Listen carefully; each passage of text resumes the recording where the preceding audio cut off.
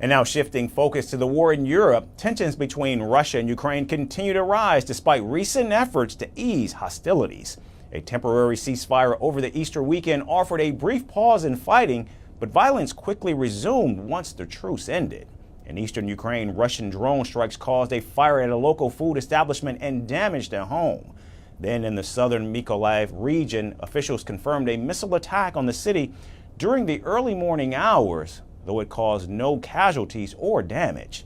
Now, the short-lived ceasefire, which was declared by Russian President Vladimir Putin starting on April 19th, was meant to last until midnight on April 21st. In fact, while announcing the ceasefire, Putin described the move as a humanitarian gesture for the Easter holiday. Guided by humanitarian considerations, today from 1800 hours to midnight from Sunday to Monday, the Russian side declares an Easter truce. I order that all military actions be stopped for this period. We assume that the Ukrainian side will follow our example. At the same time, our troops must be ready to repel possible violations of the truce and provocations from the enemy, any of its aggressive actions. However, Ukrainian President Volodymyr Zelensky accused Russia of continuing hundreds of frontline assaults. In fact, several Ukrainian officials even accused Moscow of nearly 3,000 violations over its own Easter ceasefire vow. My opinion did not change regarding the ceasefire. It was announced only to show to the world as if they are making some steps, concessions for us. But in reality, as we can see at the front line, nothing has changed.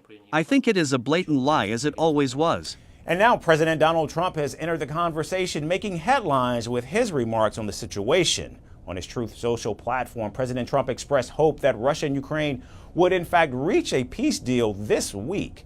The comment seemed to be a U-turn on a previous statement where he said that if either side delayed negotiations, the U.S. might withdraw from the peace process altogether. For some reason, one of the two parties makes it very difficult. We're just going to say you're foolish, you're fools, you're horrible people, and we're going to just take a pass. But hopefully we won't have to do that. No, Marco's right in saying it. We want to see it end. And adding to the pressure, Secretary of State Marco Rubio has also announced that Washington was ready to end its mediation efforts in the coming days if no progress was made. This marked a sharp shift from the Trump administration's earlier stance, which prioritized brokering peace between the two countries since taking office in January. Trying to prevent it, but we're not going to continue to fly all over the world and do meeting after meeting after meeting if no progress is being made. So if they're serious about peace, either side or both, we want to help. If it's not going to happen, then we're just going to move on. We're going to move on to other topics that are equally, if not more important in some ways, to the United States. With business interests quietly woven into these high-stakes talks, the question now remains, is peace truly the goal or just another deal waiting to be made? Greeting you with aloha and namaste.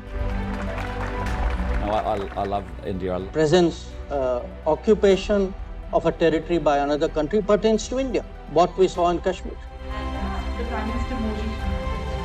How do you see Trump's America? Yes, the current administration behaves differently from the previous administration.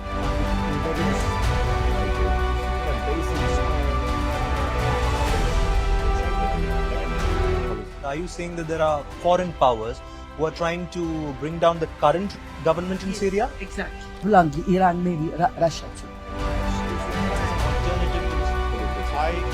Prime Minister Modi committed to South-South, cooperation. Not over 50%. Is Ukraine prepared to pay the price for that peace? No compromises at the cost of territorial integrity and sovereignty.